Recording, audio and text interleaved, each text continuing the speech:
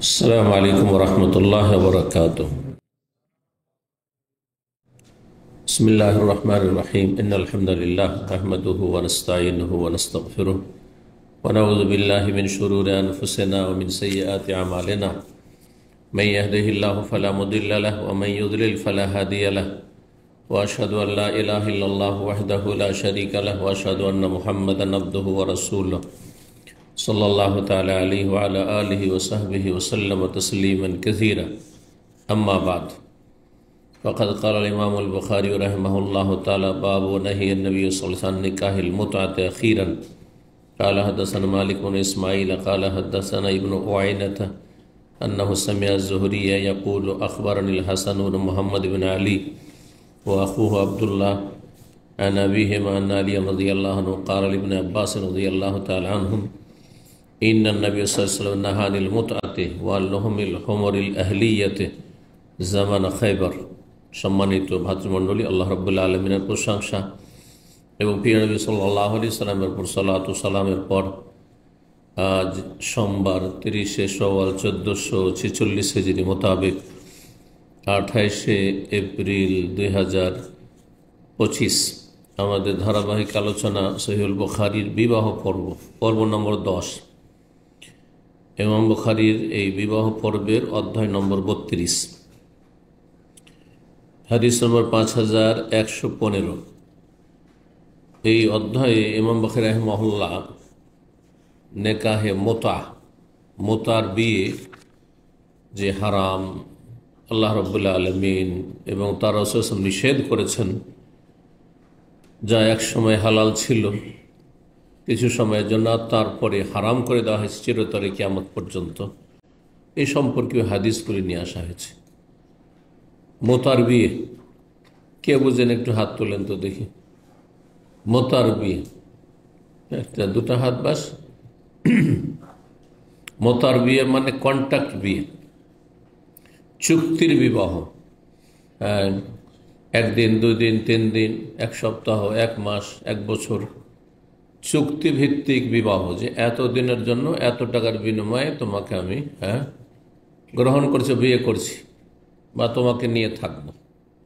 এটা মূলত যেহেতু বিয়ে না, সুতরাং ইজাব কবুল প্রশ্নে ওঠে না। টাকার বিনিময়ে হচ্ছে শারীরিক মিলন, যেটি জেনা, যেটি ইসলাম সব রকমের এইরকম শারীরিক মিলন, বৈবাহিক সম্পর্ক ছাড়া কি বলা হয়েছে? তাকে জেনা বলা হয়েছে। জেনা আমার আদু, এছাড়া অন্য কোনো রাস্তা, স্বামী স্ত্রী সম্পর্ক ছাড়া অন্য কোনো রাস্তা, পথ যে বা খুঁজবে তারা সীমালঙ্ঘনকারী। আর সীমালঙ্ঘনের মেলা স্তর উপরে, শিরক কুফরির, খুন করা, জেনা করা, সুদ খাওয়া, ঘুষ খাওয়া, কাবিরা গুনাহ থেকে সাগিরা গুনাহ পর্যন্ত সীমালঙ্ঘন। যেটাই আপনি ইসলাম বিরোধী কাজ করবেন সেটা হচ্ছে সীমালঙ্ঘন। তো বিবাহের কিছু বিধিনিষেধ রয়েছে, ইসলামিক পদ্ধতি রয়েছে এবং বিবাহের কিছু সৎ উদ্দেশ্য রয়েছে। বিবাহ হইতে হবে স্থায়ীভাবে, দাম্পত্য জীবন গড়ে তোলার জন্য, সংসার করার জন্য। যার সাথে বিবাহ বসবেন আপনার নিয়ত হবে যে আমি একে নিয়ে কি করব? সংসার করব। এই না যে আপনি ভিতরে দুটো অবস্থা হইতে পারে না জায়েজের। একটা হচ্ছে ভিতরে নিয়ত করলেন যে আমি যদিও ইসলামিক বিবাহই করলাম বাহ্যিক সব কিছুতে, কিন্তু ভিতর নিয়ত যে আমি কিছু দিনের জন্য করলাম, যতদিন এখানে আছি, বিদেশে আছি, আর তারপরে অন্য দেশে মহিলা ও দেশে চলে যাবে, আমি আমার দেশে চলে যাব। এটাও হারাম। আর একটি হারাম হচ্ছে স্পষ্ট করে দেওয়া যে তোমাকে এতদিনের জন্য আমি গ্রহণ করছি, বিয়ে করছি, এত টাকার বিনিময়ে। সেটা মোহর বলেন অথবা টাকা বলেন, যাই বলেন, সেটা হারাম এবং সেটি জেনা। এটি যখন ইসলামের প্রথম দিকে কিছু সময়ের জন্য জায়েজ করা হয়েছিল মানুষের প্রয়োজনের কারণে, যেমন আসছে হাদিসে নারীদের সংখ্যা কম ছিল, আর আর্থিক সংকট ছিল, সফরে ছিলেন, গুনাহ থেকে বেঁচে থাকা মুশকিল, তখন এই মোতার বিয়ে, কন্ট্রাক্টের বিয়ে 3 দিনের জন্য বিয়ে করতে পারো। কোনো মেয়ে যদি রাজি হয়, তোমার সম্মতি হয়, তো তুমি টাকার বিনিময়ে বিয়ে করতে পারো। এর নাম হচ্ছে কি? নেকাহুল মুতআ। মুতআ মানে সম্ভোগ করা, মাতাউন থেকে। মাতাউন মানে ভোগের সামগ্রী। কুল মাতাউদ দুনিয়া কালিল, আল্লাহ কোরআনে মাতা শব্দটি। ওমাল হায়াতুদ দুনিয়া ইল্লা মাতাউল গুরুর, পার্থিব জগৎ হচ্ছে প্রতারণার সামগ্রী। আসবাবপত্র, বাড়ির যে ব্যবহারের সামগ্রী, সেগুলিকে মাতা বলা হয়, আসবাবপত্র, মাল সামান। তো এখান থেকে মোতা, মিম তা আইন থেকে মোতা, নেকাহুল মোতা। এই কন্ট্রাক্টের বিয়ে, অস্থায়ী বিয়ে সমস্ত মাযহাবে, হানাফি, শাফি, মালিকি, হাম্বলি, আহলুল হাদিস, মুহাদ্দিসিন, ফুকাহা, নবী সাল্লাল্লাহু আলাইহি ওয়াসাল্লামের আমল থেকে আজ পর্যন্ত, যেদিন থেকে হারাম করা হয়েছে, খৈবরের যুদ্ধে আর মক্কা বিজয়ে 2 বার করে ঘোষণা করা হয়েছে, বিষয়টি বারবার করে ঘোষণা রিপিট করা হয়েছে, তখন থেকে আজ পর্যন্ত, কিয়ামত পর্যন্ত অকাট্যভাবে হারাম। এবং এটি জেনা, ব্যভিচার। তো এমনি জেনা করলো, আর কেউ কন্ট্রাক্টে কারোর সাথে যে তোমাকে এত টাকা দিব, এত টাকাতে 3 দিনের জন্য, 1 সপ্তাহের জন্য, জেনা, ব্যভিচারিক। যদিও পশ্চিমা সভ্যতায়, আর পশ্চিমা সভ্যতা মুসলিমরাও অধিকাংশই গ্রহণ করে নিয়েছে, মুসলিম শাসক গোষ্ঠীও প্রায় গ্রহণ করে নিয়েছে, শুধু আলহামদুলিল্লাহ কিছু মুসলিম দেশ ছাড়া হয়তো। সেটা হচ্ছে যে ধর্ষণ হইলে অপরাধ, আর সাবালক সাবালিকার সম্মতি হইলে এটা অপরাধ নয়। বুঝছেন না? এটা ইহুদি নাসারাদের শিক্ষা। এটা হচ্ছে পশ্চিমা সভ্যতা, যে কোনো মেয়ে যদি রাজি থাকে, আর পুরুষও রাজি, পুরুষের উপর জবরদস্তি করলো না, মহিলার উপর জবরদস্তি করলো না, 2 জনের সম্মতি যদি শারীরিক সম্পর্ক হয়, তারা তো আর জেনা বলে না, শারীরিক সম্পর্ক, হ্যাঁ, ফিজিক্যাল রিলেশন, এগুলি ভাষা বলা যায় না। আসলে কিসের শারীরিক সম্পর্ক? স্বামী স্ত্রী ছাড়া কোনো শারীরিক সম্পর্ক নেই, কোনো ফিজিক্যাল রিলেশন নেই। হারাম জেনা, সম্মতি হোক আর অসম্মতি হোক, জেনা ব্যভিচার, অপরাধ, কাবিরা গুনাহ, কাবিরা গুনাহ, জাহান্নামে যেতে হবে। দুনিয়া আল্লাহ লানত, গজব রয়েছে। জেনাকারী, জেনাকারিনী কখনো সুখে শান্তিতে জীবনযাপন করে না, মানসিক অশান্তিতে থাকে, শারীরিক অশান্তিতে থাকে, বিভিন্ন রোগে আক্রান্ত, বালা মুসিবতে আক্রান্ত হয়। যেসব দুরারোগ্য রোগ, যেসব রোগের চিকিৎসা খুঁজে পাই না আজকাল যান্ত্রিক সভ্যতার যুগে, এইডসের মতো যেগুলো মহামারী, সেগুলির কারণে হচ্ছে জেনা, ব্যভিচার আর সমকামিতা। আল্লাহ লানত, গজব দুনিয়াতেও, এর বাস্তব এটা প্রমাণ। তো নিকাহে মুতা আহলে সুন্নাত ওয়াল জামাত সমস্ত আইম্মায়ে কেরামদের নিকটে কি হারাম এবং জেনা, ব্যভিচার। একমাত্র রাফিজি শিয়া, ইরানি ধর্ম, মজুসিদের সন্তানদের ধর্ম,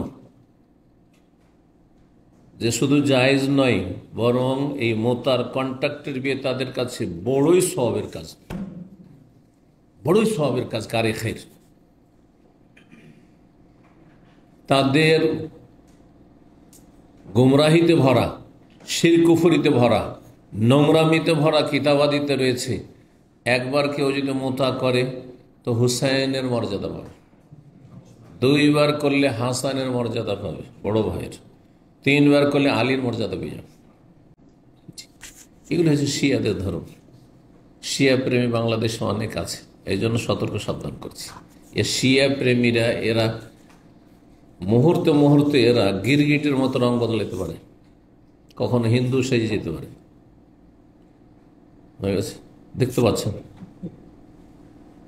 মাজারও সিজদা করতে পারে, শুধু ক্ষমতা পাঠিয়ে দিল, কোনো অসুবিধা নেই। দেওয়ানবাগি হয়ে যাবে, আটরসি হয়ে যাবে, মাইজবান্ডের হয়ে যাবে, সবই হয়ে যাবে, হ্যাঁ, সেকুলার হয়ে যাবে, সব হয়ে যাবে। কথা বুঝতে পেরেছেন? যদি শুধু তাদের ভ্রান্ত বিশ্বাস যে একামতে দিন মানে হচ্ছে ক্ষমতা দখল করা, সমস্ত ইবাদতের বড় ইবাদত হচ্ছে ক্ষমতা দখল করা। এরা সুন্নি সমাজের শিয়া রাফেজি, বুঝতে পেরেছেন? এই জন্য এদের মধ্যে সাথী আর ওই যে রুকন, তাদের বিভিন্ন স্তর আছে, স্টেজ আছে, কিন্তু এই জামাতিদের আছে না, এদের মধ্যে দিনী ভাই দিনী বোনের নামে খুব নোংরামি চলে। আল্লাহ এদের অনিষ্ট রক্ষা করুন। দ্বিতীয় নাও ঢুকলে বুঝে দিনী ভাই দিনী বোনকে নিয়ে এখান থেকে ওখানে প্রোগ্রামে যাচ্ছে। কোথায় যায় যে আপনার ওয়াইফকে নিয়ে অন্য কেউ আপনার দিনী ভাই ঘুরে বেড়াবে, আপনার বোনকে নিয়ে ঘুরে বেড়াবে? আল্লাহ এদের অনিষ্ট থেকে রক্ষা করুন দেশ জাতিকে। এদের মধ্যে যেমন খারেজি জঙ্গিদের লক্ষণ রয়েছে, তেমন এদের মধ্যে রাফেজি শিয়াদের লক্ষণ রয়েছে। দুটোই বিদাত এদের মধ্যে কাজ করছে এ পথভ্রষ্টদের মাঝে। তো বলছিলাম যে শিয়া রাফেজিদের কাছে এরা রাসূলুল্লাহ সাল্লাল্লাহু আলাইহি ওয়াসাল্লামের দুশমন। যদি আপনার স্ত্রীকে আপনি ভালোবাসেন আর আপনার স্ত্রী দুশমন, তো আপনার দোস্ত হইতে পারে? এমন কোন গণ্ডমূর্খ পাবেন যে আমার স্ত্রীর শত্রু কিন্তু আমার শত্রু না, পাবেন? তো এরা সমস্ত উম্মাহাতুল মুমিনিনের কট্টর শত্রু, বরং কাফের বলে এদেরকে। ব্যভিচারের অপবাদ দিয়ে থাকে। মা আয়েশা রাদিয়াল্লাহু তাআলা সবচেয়ে বেশি ভালোবাসতেন কাকে? রাসূলুল্লাহ সাল্লাল্লাহু আলাইহি ওয়াসাল্লাম, মা আয়েশাকে। মা আয়েশা রাদিয়াল্লাহু তাআলা আনহা এই রাফেজি শিয়াদের কাছে ব্যভিচারকারী, নাউজুবিল্লাহ। সোশ্যাল মিডিয়াতে আছে মা আয়েশাকে লানত করা, কাফের বলাই সব আছে সোশ্যাল মিডিয়াতে ছড়িয়ে আছে রাফেজি শিয়াদের। এদের কাছে এই জেনার বিয়ে, মোতার বিয়ে বড়ই সওয়াবের কাজ, শুধু জায়েজ নাই। তো ইমাম বুখারী রাহিমাহুল্লাহ নিয়ে এসেছেন, যেহেতু রাফেজি শিয়ারা তাদের বাতিল ধর্মকে সমাজে কি করার জন্য, গ্রহণযোগ্য করার জন্য, যাতে গ্রহণযোগ্যতা বাড়ে, সেই জন্য আলী হাসান হোসেনের দোহাই দিয়ে থাকে। হ্যাঁ, আলে বাইতের দোহাই দিয়ে থাকে, ঠিক কিনা? ইমাম বুখারী আমার প্রথম হাদিসটি নিয়ে এসেছেন আলী রাদিয়াল্লাহু তাআলা আনহু মোতা সম্পর্কে, মোতা যে হারাম, এবং আলী রাদিয়াল্লাহু তাআলা আনহু বর্ণনাকারীও তার বংশেরই, তার ছেলেরা ছেলেরা। জি, দেখেন হাদিসটি। তো ইমাম বুখারী ভালো বলছে, বাবু নাহিয়ান নবী সাল্লাল্লাহু আন নিকাহিল মুতআতি আখিরান। এই অধ্যায় হচ্ছে নবী সাল্লাল্লাহু আলাইহি ওয়াসাল্লাম মোতার বিয়ে থেকে নিষেধ করেছেন আখিরান, শেষ অবস্থায়, মানে আগে বৈধতা ছিল, তারপরে কি করেছে? শেষ দিকে নিষেধ করেছেন। কখন নিষেধ করেছেন? খায়বরের যুদ্ধ। খায়বরের যুদ্ধ কখন? সপ্তম হিজরিতে। সে সময় 3 দিনের জন্য হরণ করা হয়েছে। তো 5115 নম্বর হাদিস বর্ণনা করছেন ইমাম জোহরি তাবি। তিনি বলছেন, আখবারানিল হাসান ইবনে মুহাম্মদ বিন আলী, আমাকে হাদিস সম্পর্কে জানিয়েছেন হাসান বিন মুহাম্মদ বিন আলী। তো আলী রাদিয়াল্লাহু তাআলা চতুর্থ খলিফা যিনি, তার ছেলের ঘরের নাতি, মানে পোতা, বুঝতে পারছেন না? ছেলের ছেলে, আলে বাইত। তো যদি মোতার বিয়ে হালাল হতো, আলে বাইতরা হালালের হাদিস বয়ান করতেন। হ্যাঁ, কি বয়ান করছেন দেখেন। ও আখো, এবং তার ভাইও আব্দুল্লাহ বিন মোহাম্মদ বিন আলী, 2 নাতি 2 পোতা। কার? আলী রাদিয়াল্লাহু তাআলা আনহু।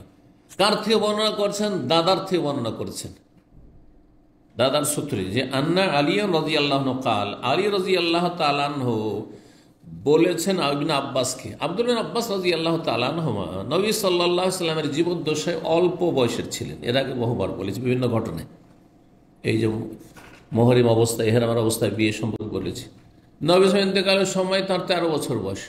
তাহলে খয়বরের যুদ্ধের সময় কত বয়স হবে? 10 বছর। আরে 10 বছরের ছেলে অনেক কিছুই, এই বিষয়গুলির অনেক কিছুই না জানতে পারে, স্বাভাবিক এটা। তো ইবনে আব্বাস রাদিয়াল্লাহু তাআলা আনহুর কাছে মোতা যে হারাম করে দিয়েছেন নবী সাল্লাল্লাহু আলাইহি ওয়াসাল্লাম, এই হারামের সংবাদটি পৌঁছেনি। জায়েজ ছিল এই কথাটি শুধু জানত। অনেক কথা শুনে শুনে আমরা ছোটকাল থেকে জানি, কিন্তু এটা যে ভুল এটা জানি না। একসময় ছিল না এমন অবস্থা, ছিল, তারপরে নিজে সংশোধন হয়েছে। তো ইবনে আব্বাস রাদিয়াল্লাহু তাআলা আনহুর ধারণা ছিল যে মোতার বিয়ে ইসলামে হালাল, প্রয়োজনে। এই জন্য তাকে সতর্ক করেছেন কে? আলী রাদিয়াল্লাহু তাআলা আনহু। আর মনে রাখবেন যে শিয়াদের মেলা ফিরকা আছে, মেলা ফিরকা রয়েছে। তার মধ্যে ইরানে যে প্রসিদ্ধ ফিরকা ইসনা আশারিয়া, 12 ইমামে বিশ্বাসী। তাদের ধারণা যে 12 জন ইমাম এমন আছেন, এরা এমন মাসুম নিষ্পাপের নিষ্পাপ যে এদের ধারে কাছে কোনো নবী রসুল যেতে পারবে না। খোমাইনি, যাকে এক শ্রেণীর জামাতি বক্তারা বলতো বাপের বেটা খোমাইনি, বাপের বেটা খোমাইনি। তারপরে কি বলতো, ইরান আমাদের জন্য আদর্শ, ইরানের মহিলারা আমাদের জন্য আদর্শ, রাস্তায় বেরোইতে হবে ক্ষমতা দখলের জন্য। এগুলি ছিল তাদের ইসলামের খেদমত, তাফসিরুল কোরআন। এই তাফসির শুনতো আমাদের জাতি। তো এই খোমাইনির একটি কিতাব রয়েছে, তার লেখা আল হুকুমতুল ইসলামিয়া, ইসলামী গভর্নমেন্ট। এই বইটি জামাতিরা ভারতের বিভিন্ন ভাষা অনুবাদ করে, যায় না বাংলায়, কিন্তু কেরালাতে পর্যন্ত, আমাদের কেরালা তাই আছে, কেরালা ভাষাতে অনুবাদ হয়েছে। কেরালা জামাতিরা কেরালা ভাষা অনুবাদ করেছে, বিভিন্ন ভাষা অনুবাদ করেছে ইসলামী গভর্নমেন্ট। তাদের ইন্নালি আইম্মাতে না মাকামান, আমাদের যে 12 জন ইমাম রয়েছেন, আইম্মাতের ইমাম মানে ওই যে ইমাম মাসুম যারা, আর তাদের সংখ্যা কয়জন? 12 জন। এত বড় মাকাম রয়েছে, মর্তবা রয়েছে, বুঝলেন তো? মাকাম মানে এত মর্যাদা রয়েছে, উঁচু মর্যাদা রয়েছে। লা ইয়াবলুগুহু মালাকুন মুকাররাবুন ওয়ালা নবিয়্যুন মুরসাল, না কোনো আল্লাহর নৈকট্য প্রাপ্ত ফেরেশতা ওইখানে পৌঁছিতে পারবে, জিবরাইল মিকাইল পৌঁছিত তার কাছে নেই।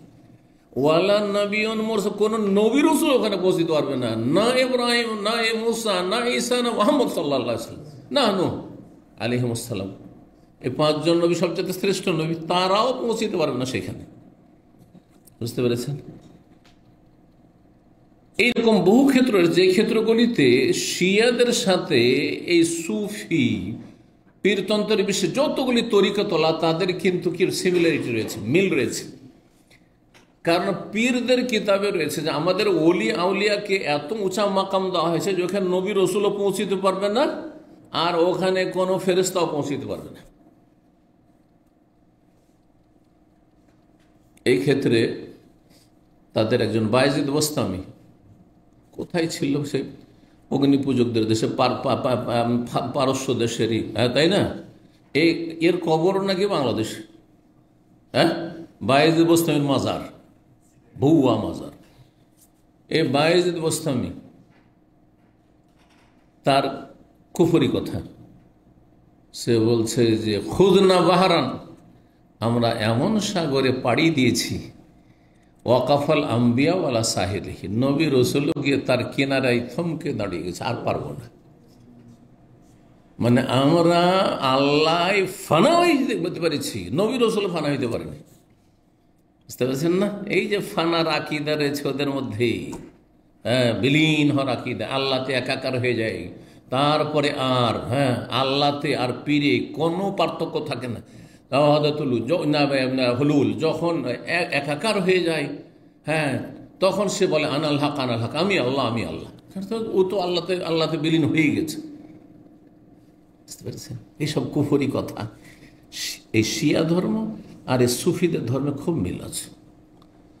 এক বাতিলপন্থী আর এক বাতিলপন্থী থেকে এই নোংরামিগুলো নিয়েছে। তো কি জন্য বলছিলাম জানে? 12 ইমামের কথা। 12 ইমামের প্রথম ইমামই হচ্ছে আলী তাদের কাছে, 2 নম্বর হাসান, 3 নম্বর হুসাইন। 11টা তো চলে এসছে, কিন্তু 12 নম্বর যে ইমাম আছে, মোহাম্মদ হাসান আসকারি, বলছে যে ও কোনো সুরঙ্গে লুকিয়ে আছে, আত্মগোপন করে আছে। ওর নাম আসলে তারা বলে আজ্জালাল্লাহ ফরজহ।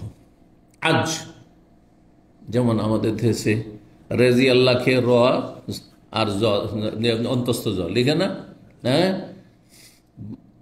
দুরুদকে সাল্লাল্লাহু আলাইহি ওয়াসাল্লাম না বলে দ লিখে দেয়, ঠিক না? ওই রকম এরা লিখে আজ, মানে আল্লাহ যেন তাড়াতাড়ি ওই দ্বাদশ ইমাম 12 নম্বর ইমামকে নিয়ে আসে। কারণ তাদের কি ধারণা জানেন? সুন্নিরা জানেন না যে আপনাদের সম্পর্কে তাদের ধারণা কিরকম। এই দ্বাদশ ইমাম যখন আসবে, তো পৃথিবীতে যত সুন্নি আছে, হানফি, শাফি, মালিক, হাম্বলি, আহলে হাদিস আছে, এই সবগুলি হচ্ছে আলে বাইতের দুশ্মন নাসিবীরা, ওরা তো সুন্নি বানা, ওরা নাসিবী বলে, এরা হচ্ছে দুশ্মন। সুতরাং এদের সবগুলিকে জবাই করবে, যে শিয়া রাষ্ট্র সারা পৃথিবীতে প্রতিষ্ঠা করবে। বুঝতে পেরেছেন? এটা হচ্ছে তাদের আকীদা। ওই 12 নম্বর ইমাম আসবে তাদের ধারণায়। আল্লাহ তাদের দুনিয়া আখিরাতে ব্যর্থ করুন, তাদের অনিষ্ট থেকে ইসলাম মুসলিমকে রক্ষা করুন। তো দেখেন, ইবনে আব্বাসকে বলছেন আলী রাদিয়াল্লাহু তাআলা আনহু, তাদের প্রথম ইমামি তাদের এই মোতাজে সওয়াবের কাজ তার বিরুদ্ধে হারাম বলে হাদিসে রাসূল বয়ান করছেন। বলছেন ইন্নান নাহানিল মুতআতে, নবী সাল্লাল্লাহু আলাইহি ওয়াসাল্লাম মোতার বিয়ে নিষেধ করেছেন। 1 2 ওয়ান লহমির হোমরিল আহলিয়াতি, আর গৃহপালিত গাধা। গৃহপালিত গাধা বলতে গাধা, যেটাকে আমরা গাধা বলি, সেটাকে 1400 বছর আগে নবী সাল্লাল্লাহু আলাইহি ওয়াসাল্লাম আমলে আরবরা কি বলতো? গৃহপালিত গাধা। তাহলে গৃহপালিত গাধা যখন এটা হলো, তাহলে অন্য কোনো গাধা আরও ছিল সেই যুগে? হ্যাঁ, নীলগাইকে তারা গাধা বলতো, কিন্তু সেটাকে বলতো আল হমরুল ওয়াহশিয়া, জঙ্গলি গাধা, যেটা পোষ মানে না, শিকারি গাধা। মানে নীলগাই মানুষকে দেখলে পালিয়ে যাবে, হ্যাঁ, তার মানুষ শিকার করে। তো এই জন্য আহলিয়া বলা হয়েছে। আর আজকাল যেহেতু আমাদের ভাষাতে গাধা একই রকমের গাধা, সেই জন্য আর ওই বলতে হয়নি যে আহলি গাধা আর ওয়াহশি গাধা। বুঝতে পারছেন না? কারণ শাব্দিক অর্থ যদি করেন আর যদি রহস্য না জানা থাকে যে গৃহপালিত গাধা আবার কি, তাহলে গৃহপালিত গাধা তো গরু ছাগলের মতো কোনো গাধা আছে নাকি? গৃহপালিত পশু সাধারণত আমরা কোনগুলোকে বলি? হ্যাঁ, গরু ছাগল এগুলোকে বলি। হ্যাঁ, মহিষ, হ্যাঁ, উঁট যদি পুষন্ত উঁট গৃহপালিত, জি, গবাদি পশু। তো এখানে আহলি গাধা, হোমর হেমারের বহু। আহলি গাধা মানে বাড়ির মানুষ যে ব্যবহার করে, গ্রামে গঞ্জে বাড়িতে ঘরে রাখে, এটা হচ্ছে গাধা, আহলি গাধা। আর ওয়াহশি গাধা, ওয়াহশ মানে যে পোষ মানে না, জঙ্গলি গাধা অর্থাৎ নীলগাই। জি। তো কখন হারাম করেছেন? জামানা খৈবর, খৈবরের সময়কালে, খৈবরের যুদ্ধ 7ম হিজরিতে, তখন গাধা হারাম। তার মানে তার আগে গাধার গোস্ত খাওয়া হালাল ছিল, তার আগে মোতার বিয়ে হালাল ছিল। এবার বোঝা গেছে? তারপর হারাম করে দেওয়া আছে।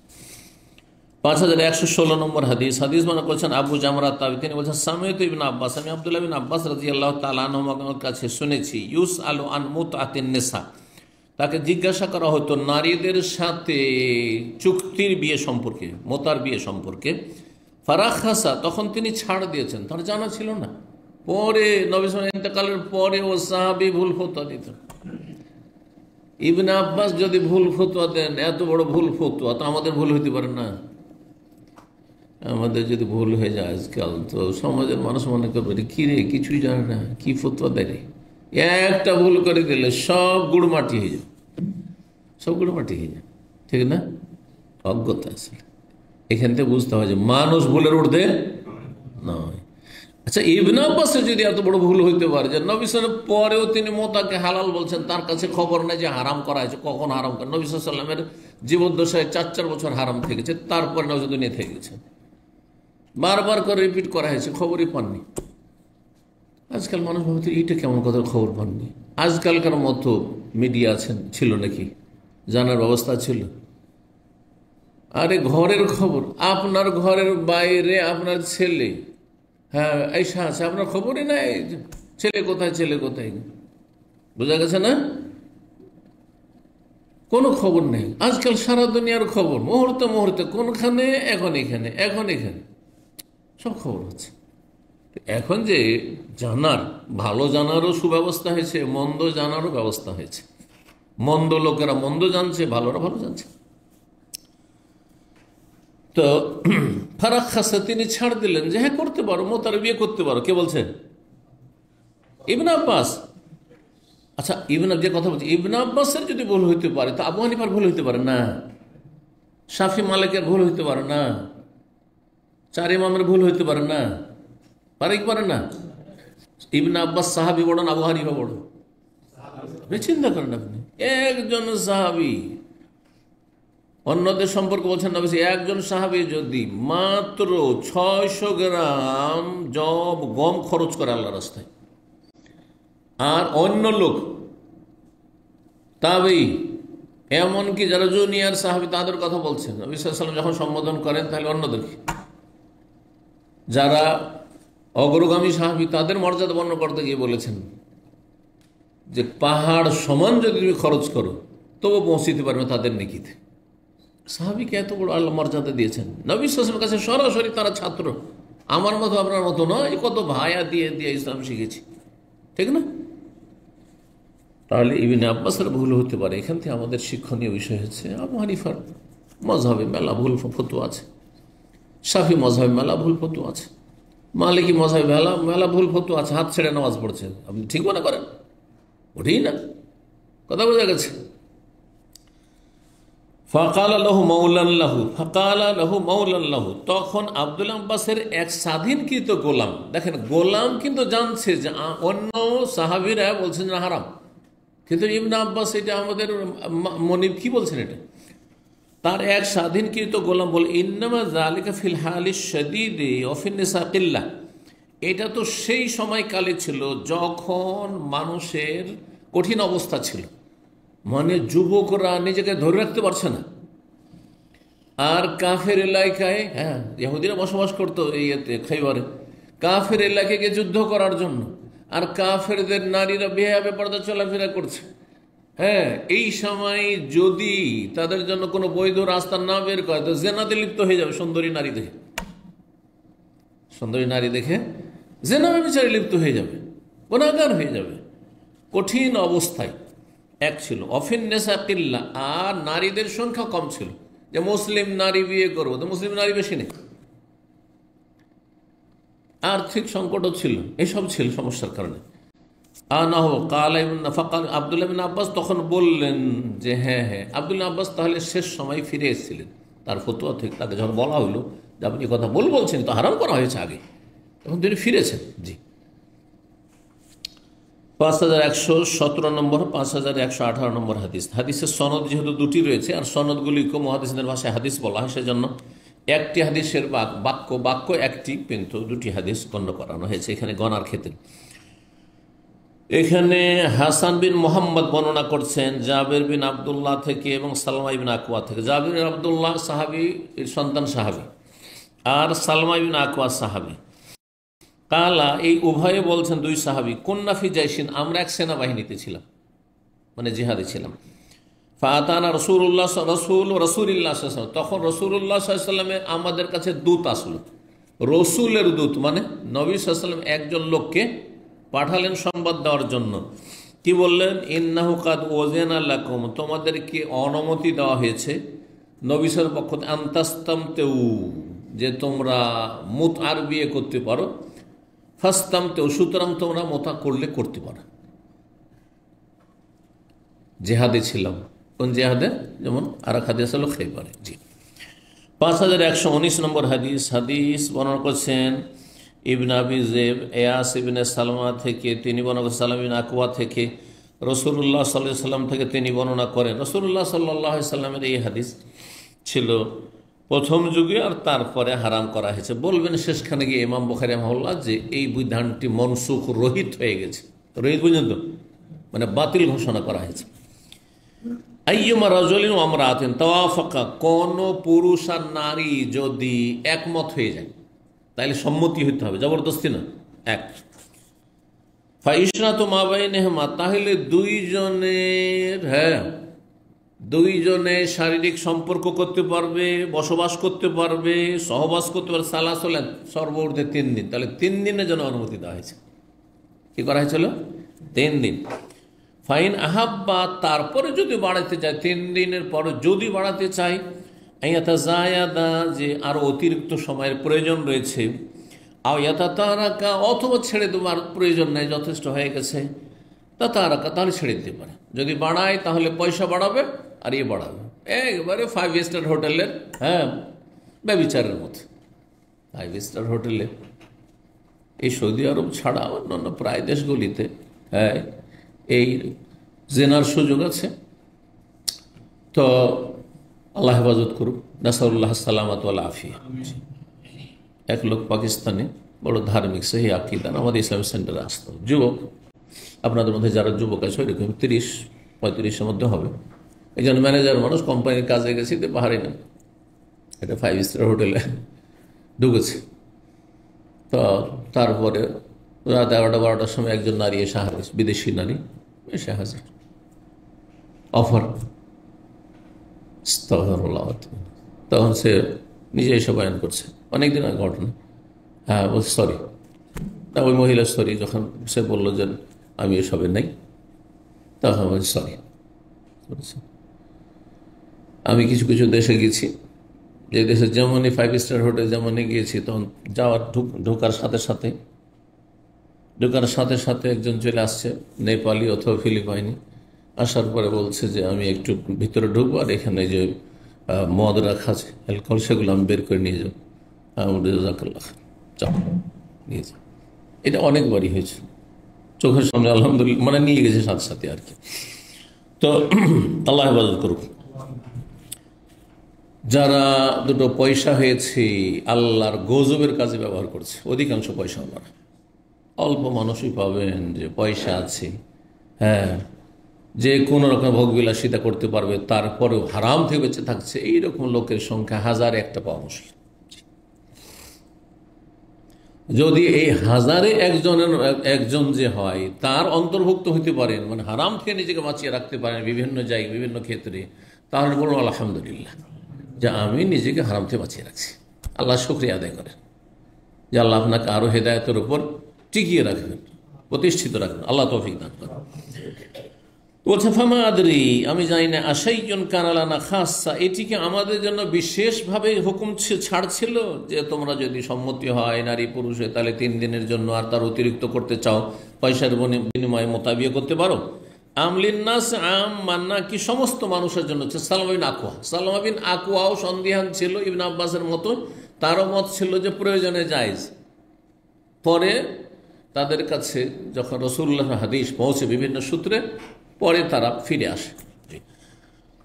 তো কাল আবু আব্দুল্লাহ ইমাম বুখারী রাহিমাহুল্লাহ বলছেন, ওয়াকাদ বায়্যানাহু আলীয়ুন, আলী রাদিয়াল্লাহু তাআলা আনহু সুস্পষ্ট বর্ণনা করে দিয়েছেন, আনিন নবী সাল্লাল্লাহু আলাইহি ওয়াসাল্লাম থেকে, যে কি আন্নাহু মানসুখুন, এই মোতার বিয়ের বৈধতাকে মনসুখ করা হয়েছে, রহিত করা হয়েছে, বাতিল ঘোষণা করা হয়। তাহলে ইমাম বুখারী রাহিমাহুল্লাহর মত কি? হ্যাঁ, যে মোতার বিয়ে হারাম, আর বৈধতা ছিল অল্প সময়ের জন্য, যেটা মনসুখ, রহিত করে দেওয়া হয়েছে। এবং ইমাম বুখারী রাহিমাহুল্লাহর ফিকহে দেখেন যে শিয়ারা যেহেতু জায়েজ বলছে, তিনিও জানতেন যে শিয়া রাফিজিরা জায়েজ বলছে, সেই জন্য আলী রাদিয়াল্লাহু তাআলা আনহু সূত্রে যে হাদিস, সেটি আগে নিয়ে এসছেন, আর শেষখানে আবার ওয়াকাদ বায়্যানাহু আলী রাদিয়াল্লাহু বর্ণনা করেছেন, আর অনেক সাহাবায়ে বর্ণনা করেছেন, কিন্তু আলী রাদিয়াল্লাহু তাআলা হাদিস বিশেষভাবে তিনি এখানে কোট করেছেন।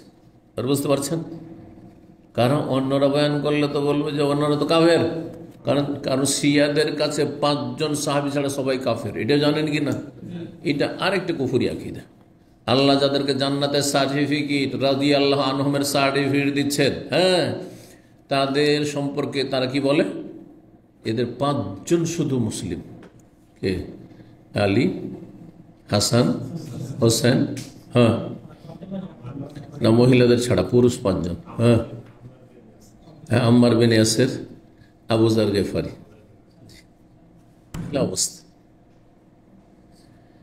আর কোন কোন জায়গায় রয়েছে মেকদাদ বিন আসওয়াদ, এই 5 থেকে 6 জন। জি, আল্লাহ এদের অনিষ্ট থেকে রক্ষা করুন, এদের অনিষ্ট দিয়ে এদেরকে ধ্বংস করুন, এদের গুমরাহি দিয়ে এদেরকে ধ্বংস করুন। জি, 33 নম্বর অধ্যায়, বাবু আরজিল মারআতি নাফসাহা আলা রাজুলিস সালিহ। এই অধ্যায় হচ্ছে কোন মহিলা কি কোন নেক ব্যক্তির সামনে নিজেকে পেশ করতে পারে যে আপনি ভালো মানুষ, আমাকে বিয়ে করে নিন। এর আগে আলোচনা করেছি, জায়েজ না জায়েজ নয়, শর্ত সাপেক্ষ জায়েজ, যেন ফিতনার আশঙ্কা না থাকে। জি, 5120 নম্বর হাদিস বর্ণনা করছে সাবিতুল বুনানি তাবি, কুনতু ইনদা আনাস, আমি আনাস রাদিয়াল্লাহু তাআলার কাছে ছিলাম, ওয়া ইনদাহু ইবনাতুল্লাহু, সেই সময় তার পাশে তার মেয়েও ছিল। আনাস বললেন, জাআত ইমরাতুন রাসূলিল্লাহ সাল্লাল্লাহু আলাইহি ওয়াসাল্লাম, মানে আনাসের মেয়ে সেখানে ছিল আর আনাসের ছাত্র ওখানে গিয়ে পৌঁছিলেন। বলছেন যে একজন মহিলা আসলো রাসূলুল্লাহর কাছে, তারে জলে নফসা, এসে নিজেকে নবী সাল্লাল্লাহু আলাইহি ওয়াসাল্লামের সামনে পেশ করলো, ইয়া রাসূলুল্লাহ, আমি নিজেকে হেবা করছি, আপনার কাছে সমর্পণ করছি, আপনি আমাকে বিয়ে করে নেন। কালাত ইয়া রাসূলুল্লাহ, সে বলল যে আলাকা বিহাজাতুন, আপনার কি প্রয়োজন রয়েছে? পেশ করলেন যে আপনার কি প্রয়োজন রয়েছে, বিয়ের প্রয়োজন থাকলে আমাকে বিয়ে করে নেন। ফাকালাত বিনতু আনাস, তখন আনাসের মেয়ে যে ওখানে ছিল উপস্থিত, সে বলল মা কাল্লাহায়া ওয়াসাও আতা ওয়াসাও আতা, এই মহিলা কত নির্লজ্জ, মা আকাল্লাহায়া, এর লজ্জা কত কম, ওয়াসাও আতা, হাই ছিছি, হাই ছিছি। ওয়া আরবিতে মানে হাই, আর সাও আ মানে ছি ছি, মানে কোনো জিনিসকে খারাপ ঘৃণিত প্রকাশ করার জন্য ছি ছি যে করি আমরা, ছি ছি, এটা কথা হইল? এই জন্য মহিলা নিজেকে পেশ করবে কোনো পুরুষের সামনে, অথচ রাসূলুল্লাহ সাল্লাল্লাহু আলাইহি ওয়াসাল্লাম সামনে পেশ করেছে। আনাসের মেয়ে, বুঝছেন না? তার মানে প্রাকৃতিকভাবে মহিলাদের মধ্যে কি আছে? লজ্জা আছে। তাকে খারাপ লেগেছে যে আমারই স্বজাতি, আমি মহিলা, সেও মহিলা, কি করে একটা মহিলা একটা পুরুষকে সামনাসামনি বলছে যে আমি আপনাকে হেবা করছি বা আমাকে বিয়ে করে নেন। তখন আনাস বলছেন, কাল হিয়া খায়রুম মিনকা, শোনো, তোমার চাইতে ওই মহিলা ভালো। তুমি কি মনে করো ওকে নির্লজ্জ মনে করছো আর ছিছি করছো? তোমার চাইতে ভালো, কারণ সে কোনো মন্দ কথা বলেনি। রাগিবাত ফিন নবী সাল্লাল্লাহু আলাইহি ওয়াসাল্লাম, সে নবী সাল্লাল্লাহু আলাইহি ওয়াসাল্লামের সাথে বিয়ে বসতে চেয়েছে, সে তার ভাগ্যকে চমকাতে চেয়েছে যে আমি নবী সাল্লাল্লাহু আলাইহি ওয়াসাল্লামের জীবন সঙ্গী হতে চাই। তাহলে ভালো মানুষকে কেউ পছন্দ করে যদি জীবন সঙ্গী হতে চায়, এরকম খারাপ না, কিন্তু ফিতনার রাস্তা যেন বন্ধ থাকে। নবী সাল্লাল্লাহু আলাইহি ওয়াসাল্লামের সামনে ফিতনার রাস্তা বন্ধ। হ্যাঁ, এর আগে যেমন উদাহরণ দিয়েছি যে জনসম্মুখে কয়েকজন আছে, একাধিক আছে, সে মহিলারা একাধিক মহিলা হোক, আরও কয়েকজন মহিলা আছে অথবা পুরুষ আছে, মজলিসে এসে বললো কোনো দোষের কথা নেই, কিন্তু নির্জনে যদি শুরু করে তাহলে ফিতনার আশঙ্কা আছে। কোনো দিক থেকে ফিতনা যেন না থাকে না, কারণ ফিতনা শুধু পুরুষদের পক্ষ থেকে হয় না, মহিলাদের পক্ষ থেকে ফিতনা আরো বেশি হয়। জেনা ব্যভিচারের ক্ষেত্রে, মানুষের চারিত্রিক পদস্খলনের ক্ষেত্রে মহিলার ফিতনাটা বড় ফিতনা। জি, কারণ পুরুষরা অনেক সময় নিজেকে ধরে রাখতে পারে শক্ত থেকে যায়, কিন্তু মহিলা ভেঙে পড়ে একটু যদি নরম হয়ে যায় তো আরও দাঁড়াতে পারে, বাঁচবে না, শেষ। বলছে আমি একে ছাড়া বাঁচবই না।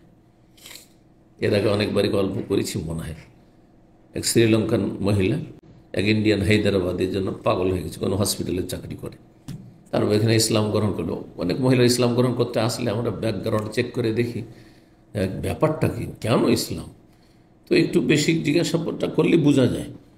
তা ইসলামের সার্টিফিকেট কলমা পড়ার পরে বলছে আমরা বিয়ে করতে চাই। ও আচ্ছা, এই জন্য তো তুমি অন্য জায়গায় বিয়ে করো। বলছেন না, এই লোক কি ও ড্রাইভার, আর হচ্ছে নার্স, নার্স জুনিয়র মহিলা বিয়ে করবে, ওই সিনিয়র মহিলা বিয়ে করবে, ওই জুনিয়র ওই ড্রাইভারটা, তুই কে বিয়ে করবে? আচ্ছা, ওই হায়দ্রাবাদের রিপোর্ট জানা গেল যে ওর এর আগে অলরেডি আরও 3টে আছে, ওই 3টের কাউকে দেখে নাও, ওর লম্পটের কাজই হলো শুধু বিয়ে করা। যারা বেশি বিয়ে করতে লাগে এদের মধ্যে একটা বদ স্বভাব আবার তৈরি হয়ে যায়। হ্যাঁ, ও চেটে বাড়ায়, চেটে বাড়ায়, অসৎ, ইল্লা মাশাআল্লাহ, আজকালকার জামানে বলছি। তো ওকে বলা হলো যে এই 3টাকে দেখে না, তোমাকে দেখবে, তোমার বেতনটা খেয়ে নিবে সব। তো বলছে ওকে ছাড়া আমি বাঁচবই না, ও যদি আমাকে মেরে ফেলে দেয় তো ওর কাছে যাবো। আউযুবিল্লাহ, অনেক মহিলা বেকুবে তো আছে, মরবো তোর কাছে মরবো, হ্যাঁ মেরে ফেলবে তো ফেলবে, কিন্তু ওর কাছে যাবো। আউযুবিল্লাহ, বিবেক হারিয়ে ফেলে। কিন্তু পুরুষ কি এরকম বিবেক হারাবে? একটু যদি ভয় থাকে যে আমাকে মেরে দিবে মহিলা নিয়ে যাবেন, কখনো যাবেন না আপনি, যতই প্রেমে পড়েন আপনি, কিন্তু নিজেকে ধরে রাখতে পারবেন। পুরুষ আর নারীতে পার্থক্যটা আছে। তো নবী সাল্লাল্লাহু আলাইহি ওয়াসাল্লামের প্রতি সে আগ্রহী হয়েছে, ফারাজাত আলী নাফসাহা, সুতরাং সে নিজেকে নবীর জন্য পেশ করেছে, ভালো, সবচেয়ে ভালো মানুষের জন্য। তো তুমি খারাপ কেন বলছো? তোমার চেয়ে ভালো সে মহিলা। তাহলে কোনো মহিলা যদি কোনো কারো কাছে সে প্রস্তাব পেশ করে যে আমি আপনাকে বিয়ে করতে চাই, তার মানে সে খারাপ মহিলা, এটা বলা ভুল। যেমন আনাসের মেয়ের কথা ভুল, কথা বোঝা গেছে? জি। 5121 নম্বর হাদিস, সাহাল ইবনে সাদ রাদিয়াল্লাহু তাআলা বর্ণনা করেছেন, আন্না ইমরাতান আরাদা নাফসা। বারবার ওই হাদিসটি আছে, সুতরাং আমি একটু এই হাদিসটা কয়েকবার করে তর্জমা করা হলো। বারবার কেন হাদিস বুখারীতে? কারণ একটি হাদিসে অনেকগুলি মাসাইল আছে। কখনো একটা মাসলা আর একটা মাসলা আর এক মাসলার জন্য এক একটা অধ্যায় নিয়ে এসেছেন, তখন ওই হাদিসটি বারবার করে নিয়ে এসেছেন। তো বলছেন যে এক মহিলা নবী সাল্লাল্লাহু আলাইহি ওয়াসাল্লামের কাছে পেশ করলো নিজেকে। ফাকাল্লাহু ইয়া রাসূল যাওয়াজিনিহা। নবী সাল্লাল্লাহু আলাইহি ওয়াসাল্লাম যখন নীরব হয়ে গেলেন, তখন এক লোক বলল যে আমার সাথে বিয়ে দিয়ে দেন। তখন নবী বললেন, মাইন্দাকে, তোমার কাছে কি আছে? বলছে, মাইন্দি, সে কিছুই নেই আমার কাছে। ইযহাব, যাও, ফালতামিস ওয়ালাউ খাতামিন, একটা লোহার আংটি হল বাড়ি থেকে তলাশ করে নিয়েছো। গেল কিন্তু খুঁজে পেল না, কিচ্ছু নেই বাড়িতে। লা ওয়াল্লাহি মা ওয়াজাতু শাইআন ওয়ালা খাতামিন হাদিদ, বাড়িতে কিছুই নেই, কত গরিব ছিল। ওয়ালাকিন হাযা ইজারি, এই যে একটা লুঙ্গি পরে আছি, খালি গায়ে আছে, লুঙ্গি পরে আছি। ওয়ালাহা নিসফুহু, ওকে অর্ধেকটা দিয়ে দেবো। লুঙ্গিটা ফেড়ে অর্ধেকটা স্ত্রীকে মোহর দিতে চাইছে। তাহলে বোঝা গেল যে মোহরের জন্য বেশি কিছু পয়সা হইতে হবে, বা সর্বনিম্ন এত অ্যামাউন্ট হইতে হবে, এমন শরীয়তে থাকলে এই সাহাবী বলতেন না যে অর্ধেকটা ফেড়ে দিয়ে দেবো, ঠিক না? কারণ হানাফি মাযহাবে 10 দিরহামের কমে মোহর হয় না। হ্যাঁ, একটি জয়ীফ হাদিসের ভিত্তিতে তাদের কাছে লা মাহরা আকাল্লা মিন 10 দিরহাম, 10 দিরহামের নিচে মোহর হয় না। কিন্তু কোন 1 টাকা মোহর হইতে পারে, রাজি হইলে হইল। হ্যাঁ, 9-6 করে নয়। হ্যাঁ, কিন্তু যদি রাজি, মেয়ে রাজি থাকে আর মেয়ের বাবা রাজি থাকে, তো অসুবিধা নেই। মক্কাতে থাকেন, বিয়ে করো, ফিরি ফিরি উমরা করে দেবো, খরচও নাই, রাস্তা খরচও নেই, কোনো খরচই হইল না। তো একটা উমরা করিয়ে দেবো, ওইটাই হচ্ছে কি মোহর। হতে পারে না? পারে না, হতে পারে। কোরআনে একটা সূরা শিখিয়ে দেবো, এই হাদিস ওরও দলিল। এখানে এসে যে নেক লোকের সামনে পেশ করা, এই মাসলা প্রমাণ করার জন্য। আর এতে আরেকটি মাসলা প্রমাণিত, সেটা হচ্ছে যে কোরআনের শিক্ষাও মোহর হইতে পারে। আরে সূরা নাস মুখস্থ করিয়ে দিলেন, ওইটাই মোহর হইতে পারে। সূরা ইখলাস মুখস্থ করিয়ে দিলেন, ওইটাই মোহর হইতে পারে। বলছেন যে কিছু নেই, আমার এই যে অর্ধেকটা লুঙ্গি দিয়ে দেবো। কালা সাহাল অমা লাহুরিদার, ওর কাছে চাদরও ছিল না। নবী সাল্লাল্লাহু বললেন যে অমা তাসনাউ বিজারিকা, তোমার লুঙ্গিটা নিয়ে করবেটা কি? ইল্লা বিস্তাহু, তুমি যদি পরিধান করো, লাম ইয়াকুন আলাইহা মিনহু শাই, তাহলে তার গায়ে কিছু থাকবে না। ওয়া ইল্লা বিসাতু, আর ও যদি লুঙ্গিটা পরে নেয়, লাম ইয়াকুন আলাইকুম মিনহু, তাহলে তুমি বিবস্ত্র থাকবে, তোমার গায়ে কিছু থাকবে না। ফাজালা সার, লোকটি বসে গেল নিরাশ হয়ে। হাত্তা ইযা তাআলা মাজলিসে, কিছুক্ষণ বসে থাকলো যে দেখি কোনো রাস্তা বের হয় কিনা, রাসূলুল্লাহ সাল্লাল্লাহু আলাইহি ওয়াসাল্লাম কিছু ব্যবস্থা করে কিনা। তো তারপরে লোকটি নিরাশ হয়ে চলে যেতে লাগলো দাঁড়িয়ে। ফারাহু, নবী সাল্লাল্লাহু আলাইহি ওয়াসাল্লাম দেখলেন যে চলে যাচ্ছে। ফাদাহু, তাকে ডাকলেন অথবা ডাকতে বললেন, দই আলাহু। ফাকাল আল্লাহ, তাকে বললেন নবী সাল্লাল্লাহু আলাইহি ওয়াসাল্লাম, মাজা মাকমাল কোরআন, তোমার কতটা কোরআন আছে মুখস্থ? ফাকাল আল্লাহ, মাই সূরাতু কাযা ওয়া সূরাতু কাযা লিসওয়ারিন ইউআদ্দিদুহা, কয়েকটি সূরা গণাইলেন, এই সূরাগুলি আমার মুখস্থ আছে। নবী সাল্লাল্লাহু আলাইহি ওয়াসাল্লাম বলেন, আমলাকনাহা বিমা মাকা মিনাল কোরআন, তোমার কাছে যে কোরআন আছে সেই কোরআনের বিনিময়ে তোমাকে এই নারীর মালিক বানিয়ে দিলাম, মানে বিবাহ দিয়ে দিলাম। তাহলে বিবাহের জন্য বিবাহ শব্দ, এখানে আরেকটি মাসলা ইস্তেমবাত হয়। বিবাহ শব্দ ব্যবহার না করে তোমাকে এর মালিক বানিয়ে দিলাম, আর নিয়ত করলেন যে আমি এটা দিয়ে বিয়ে পড়াচ্ছি, বিয়ে হয়ে যাবে। ফুকাহারা ইস্তেমবাত করেছেন, বুঝতে পারছেন না? নেকাহে তামলিক, মেয়ের বাবা বলি, ঠিক না? সে কি করবে? ইজাব করে, প্রস্তাব। সে বলল যে আমার মেয়েটির আমি এতদিন মালিক ছিলাম, আজকে থেকে তোমাকে মালিক বানিয়ে দিলাম। আর আপনি বললেন কাবিল তু, আমি কবুল করে নিলাম, বিয়ে হয়ে গেল। বিয়ে এত সহজ। জি। 34 নম্বর অধ্যায় বলছেন, বাবা আরজিল ইনসান ইবনাতু উখতাহু আলা আহলিল খাইর। এই অধ্যায় হচ্ছে কোন ব্যক্তি যদি তার মেয়ে অথবা বোনকে ভালো মানুষের সামনে পেশ করে, মানে মেয়ের পক্ষ থেকে প্রস্তাব। আমাদের বাঙালি সমাজে মেয়ের পরিবার থেকে যদি প্রস্তাব আসে, তো কি হয়ে গেল? এটি আইব হয়ে গেল। আমি মেয়ের বাবা, মেয়ের ভাই, এটা কি আমরা বলতে পারি? বিয়ের প্রস্তাব দিয়ে ছেলে পক্ষ দিবে, এগুলি কুসংস্কার সমাজে। আপনি কোনো ছেলেকে পছন্দ করেন, আপনি নিজেই বলেন কারণ আপনি আপনার মেয়ের জন্য, বোনের জন্য সবচেয়ে ভালো পেলে তার নিচে নামবেন না আপনি। সুতরাং ভালো পেয়েছেন আপনি বলেন। হতে পারে যে ওরা অনেক সময় সাহস করছে না। অনেক জায়গায় আছে ছেলে আপনার পছন্দ, কিন্তু ছেলের পরিবার হিম্মতি করে না যে আপনাদের সাথে এই বিষয়ে কথা বলবে। বংশীয় মর্যাদায় পার্থক্যের কারণে, শিক্ষাগত পার্থক্য থাকার কারণে, অথবা ধন সম্পদের পার্থক্য থাকার কারণে, আর্থিক দিক থেকে পার্থক্য, বিভিন্ন রকমের পার্থক্য থাকতে পারে, সেই কারণে। বোঝা গেছে কি না?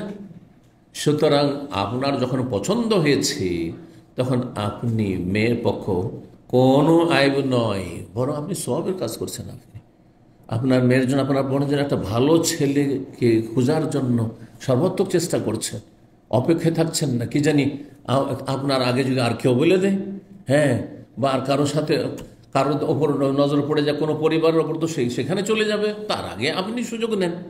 কোনো দোষের কথা নেই। যারা এগুলোকে দোষণীয় মনে করে তাদের মধ্যে দোষ আছে, বুঝতে পেরেছেন? জি। আচ্ছা, বিয়ে হইল না, মন খারাপ, কোনো মন খারাপ করার কিছু নেই, কোনো মন খারাপ করার কিছু নেই। কোনো কিছু কারো কাছে কেনাকাটার ক্ষেত্রে বললেন যে ভাই এই জিনিসটা আমি কিনতে চাই, দেবেন আপনি? না ভাই, বিক্রি করবো না। রাগ করার আছে নাকি? ঠিক ওই রকমই বিষয়টি। 5122 নম্বর হাদিস সালিম বিন আব্দুল্লাহ, তিনি তার পিতা আব্দুল্লাহ বিন ওমর রাদিয়াল্লাহু তাআলা আনহু বর্ণনা করেছেন, তিনি বর্ণনা করেছেন ওমর ইবনে খাত্তাব রাদিয়াল্লাহু তাআলা আনহু। পরম্পরা, সালেম বর্ণনা করেছেন তার পিতা আব্দুল্লাহ থেকে, আব্দুল্লাহ তার পিতা ওমর ইবনে খাত্তাব আমিরুল মুমিনিন থেকে। ওমর ইবনে খাত্তাব রাদিয়াল্লাহু তাআলা আনহু হিনা তাআইয়ামাত হাফসা বিনত ওমর, ওমরের কন্যা যখন হাফসা রাদিয়াল্লাহু তাআলা আনহুমা কি হয়ে গেলেন, বিধবা হয়ে গেলেন। তাআইয়ামা মানে বিধবা হয়ে গেলেন। স্বামী কে ছিল তার? খোনাইস বিন হোজাফা সাহমি। খোনাইস বিন হোজাফা সাহমি থেকে বিধবা হয়ে গেলেন, মানে মারা গেল স্বামী। ওয়াকান মিন আসহাবিন নবী সাল্লাল্লাহু আলাইহি ওয়াসাল্লাম, নবী সাল্লাল্লাহু আলাইহি ওয়াসাল্লামের একজন বিশিষ্ট সাহাবী ছিলেন তিনি। ফাতুফি বিল মদিনা, ইন্তেকাল করলেন হাফসার স্বামী। ওমর খাত্তাব রাদিয়াল্লাহু তাআলা আনহু বলছেন যে যখন আমার মেয়ে বিধবা হয়ে গেল, ইদ্যত পার হইল, তখন আমি, আমার মেয়ে তো বিধবা, আর অত সুন্দরী নয়, বয়স হয়ে গেছে 35-এর বেশি, তো চিন্তা করলাম যে আমি কারো অপেক্ষায় থাকবো, কখন বিয়ে হয় না হয়, প্রস্তাব আসে না আসে, আমি নিজেই তলাশ করি, ভালো মানুষ তলাশ করি। এই জন্য প্রথম গেলে উসমানের কাছে, আতাই তো উসমানের কাছে আসলাম। ফারাজ তো আলী হাফসা, তার সামনে আমি আমার মেয়ে হাফসাকে পেশ করলাম যে উসমান, আমার মেয়ে বিধবা হয়ে আছে, তো আমার মেয়ে হাফসাকে তোমার জন্য পেশ করছি, তুমি বিয়ে করে নাও। সরাসরি, কোনো আইবের কথা নেই। ফাকাল, সাথে সাথে জবাব দিলেন উসমান যে সানুজরফি আমরি, আমি বিষয়টা নিয়ে চিন্তা করি, বিষয়টি আমাকে চিন্তা করতে সময় দেন, অবসর দেন। ফালামেস্তুল্লাইয়ালিয়া, উসমান বলছেন যে আমি কয়েকদিন থামলাম।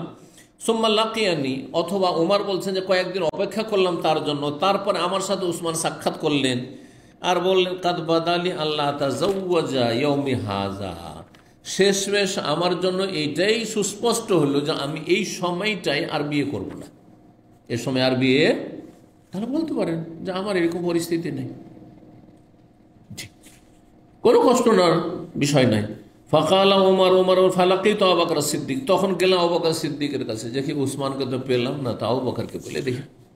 ফাকুল তো গিয়ে বললাম, ইন শেতা, তুমি যদি চাও আবু বকর, জাওয়াজতুকা হাফসা বিনত ওমর, তাহলে হাফসার সাথে তোমার বিয়ে দিয়ে দিই। হাফসাকে তুমি বিয়ে করে না। ফাসামাত আবু বকর, আবু বকর রাদিয়াল্লাহু তাআলা চুপ থেকে গেলেন। ফালাম ইয়ারজি ইলাইহি, কোনো জবাব দিলেন না, কোনো জবাব দিলেন না। ওয়াকুনতু আউজাদ আলাইহি মিন্নি আলা উসমান, এই যে জবাব, একটা কথা বলে জবাব দিলেন না আমাকে, সেই জন্য আমি উসমানের ওপর কোনো রকমের কষ্ট পাইনি, কিন্তু এই আবু বকরের এই আচরণে, নীরবতায় আমি কষ্ট পেয়েছি।